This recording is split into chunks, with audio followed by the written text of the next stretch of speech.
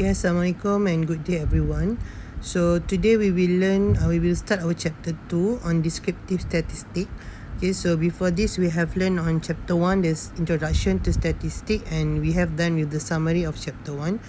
So we will learn on one of the type of statistic. We have two type of statistic, which is descriptive and also influential.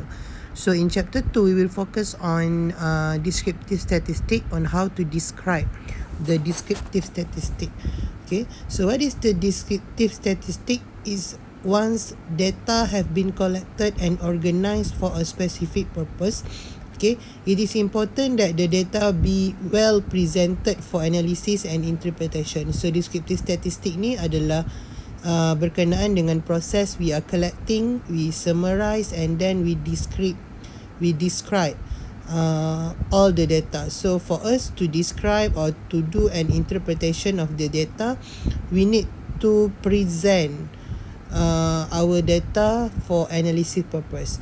Okay, so this will enable one to identify some basic features of information without requiring intensive study of the data.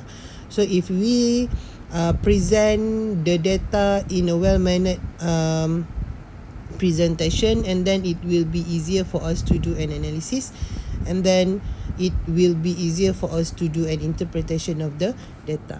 Okay, so the first one we will see on how to organize and graph the qualitative data. So we know that we have two type of data, which is quantitative and qualitative. The qualitative data is a data that is in a non-numeric form, okay, dalam bentuk yang bukan nombor. So how we want to organize ataupun kita nak bentukkan kita punya kualitatif data dalam bentuk graf, okay, ada beberapa cara. So kualitatif data ni selalunya dia berada dalam bentuk ungroup data yang tidak terkumpul. Okay, so kita ada 3 cara macam mana kita nak organize dan present our qualitative data. The first one is by contingency table, kita akan tengok kejap lagi, and then in the form of frequency distribution table, and the third one in the form of chart and diagram, where in chart and diagram we will learn about how to do a bar chart and also how to do a pie chart. Okay, so let's see the first one, contingency table. So what is a contingency table? A qualitative data can be summarized or tabulated into a table called contingency table before being used for further analysis. So kalau kita ada kualitatif data ni biasanya dia dalam bentuk nominal scale of measurement, where dia dalam bentuk nama, kata nama. Contohnya marital status, bujang, janda berkahwin, ataupun gender, perempuan, lelaki, ataupun color hijau, kuning, merah, orange. Okay, dia dalam bentuk words, dia bukan numeric form. Okay, so kita boleh kumpulkan dia dalam bentuk table yang kita panggil sebagai contingency table sebelum kita move kepada proses analysis the table. Only relevant data are used for discussion such as ratios, percentage and other computed measures.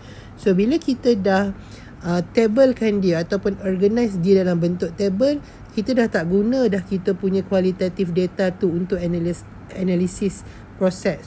Kita akan guna maklumat-maklumat tertentu seperti dia punya percentage, dia punya summary measures, mean, mode, median, dia punya frequency untuk kita buat analisis. So, kita akan tengok later.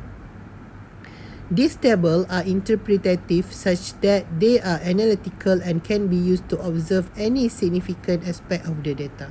So bila kita dah organize our qualitative data in a contingency table, it will be easier for us to do an interpretation of the data. So kita akan tengok example. So tengok example yang pertama ni. Okay, kita ada a survey of 500 commuters. So survey ini dijalankan ke atas 500 commuters. Okay, 500 commuters. So this is the population.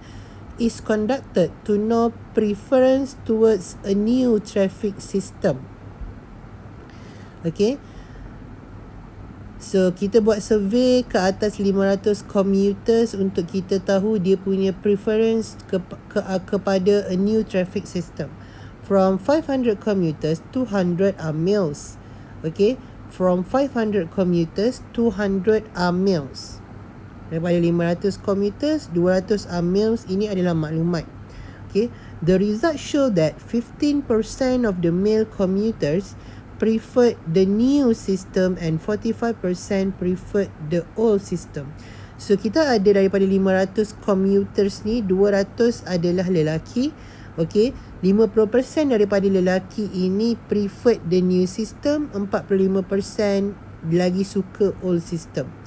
Majority of the female commuters, which is 75%, preferred the new system, and only 2% of them do not have any preference. Okay, so daripada 500 commuters, 200 adalah lelaki.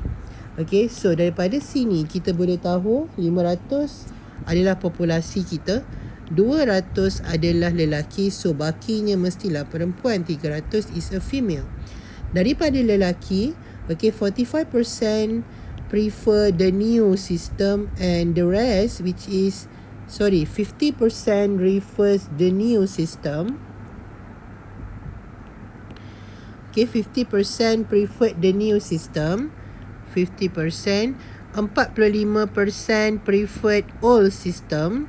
Okay, so kalau awak kira 50 tambah 45 baru 95. Mana lagi 5%? 5% ni dia tak preferred mana-mana. Dia tak ada any preference. Okay, dia tengah-tengah. So baki 5%. And then from 300 female, okay, 75% preferred the new system. So 75% new system. 2% do not have any preference. Maksudnya 2% ni tengah-tengah. So the rest, baki daripada sini 75 campur 2 baru 77. So kita ada 33% dia lagi suka old system. So ini adalah kualitatif data. Okay, tapi kita tukarkan dia dalam bentuk measurement. Okay, so dia suruh kita develop a contingency table to summarize the above information. So now from the information that we have in this sentence, okay, we know that male, so this one is the number, okay, male yang preferred new system. Kita kena kira lah berapa 50% daripada 200, it will be 100. Male yang preferred old system, 45% from 200. Okay, so 45% from 200 will be 90. Okay, and 5% no preference. So 5% daripada 200 adalah 10. Okay, so kalau awak tengok, the total number is 100 plus 90 plus 10 is 200. This one is the total number of male. Okay, so for female, the one that preferred new system is 75%. So 75% from 300 will be 2 to 5.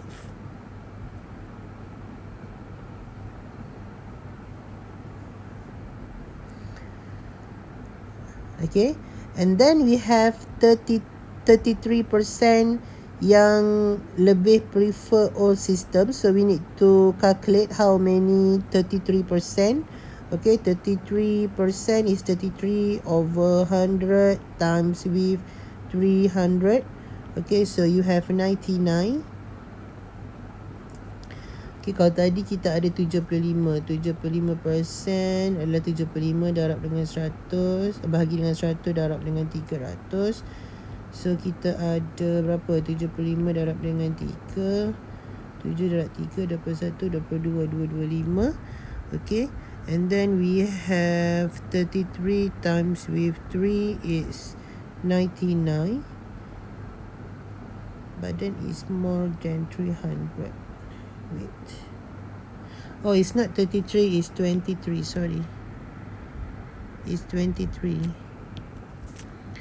Okay, so we have 23%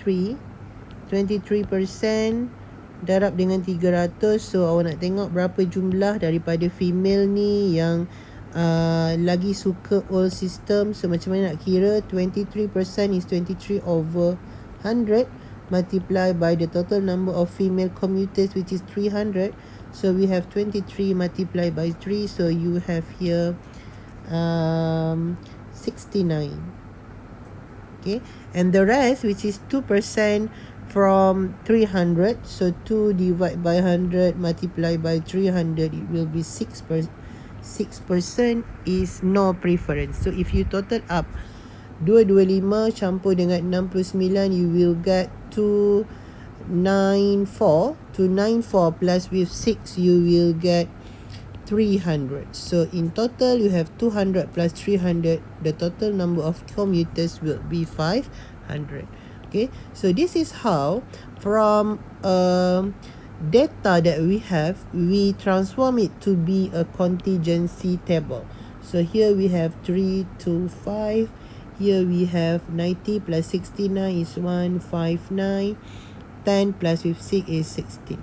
Okay, so in total it will be 500 of commuters. Okay, so this is how you transform from a data that you have here into the contingency table. So when we want to do an analysis later, it's easier for us. We just need to see all the number here, okay, to do an analysis and also the interpretation. Alright. Okay, the second method adalah dengan menggunakan frequency distribution. So kalau awak tengok, frequency distribution ni dia akan show the frequency of the data. Frequency ni maksudnya bilangan. Okay, a frequency distribution for qualitative data lists all categories and the number of element that belong to each of the categories. Okay, so kalau kita tengok example, so qualitative data kita adalah the grade of 30 student for the statistic paper are given as follow. So maksudnya ini adalah grade untuk statistic paper for 30 students. So kalau awak tengok, this one is a qualitative data. Sebab grade will be dalam bentuk abjad A, B, C, D, E, F. Okay, so kita ada 30 data berkenaan dengan grade student. So kita nak transform this qualitative data into frequency distribution. So the first one is we need to list all the grade yang ada dekat sini. Okay, kalau dekat sini dia ada grade A, B, C sahaja. Kalau awak ada grade sampai F, then you need to write up to F lah.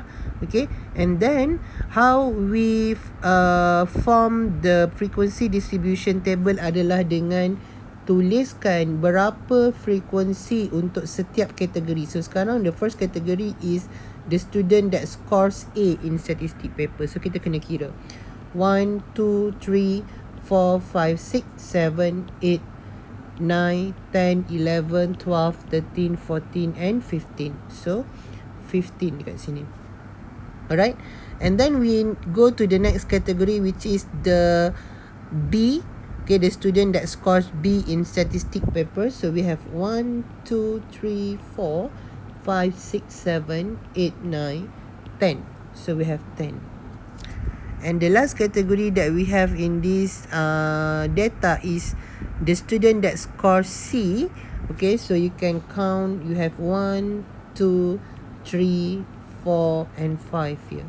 Okay, so the total number of students that you have listed in this frequency distribution table must be the same with the total number of population. Okay, 15 plus 10 plus 5, it will be equal to 30. So it's correct because we have 30 students for the statistic paper. So the frequency distribution is the table, is also the table that lists the category of the data and also the frequency of each category. Okay, maksudnya kita ada kategori untuk kualitatif data kita. Kalau gender, kategorinya adalah perempuan dan lelaki. Kalau race, kategorinya mungkin Melayu, Cina, India. Sekarang kita punya kategori adalah grade, so it will be A, B, C, D and E. And then the another thing that we have in the frequency table is the frequency of each category, bilangan untuk setiap kategori. Okay, so this is how we transform from a qualitative data into a frequency distribution table.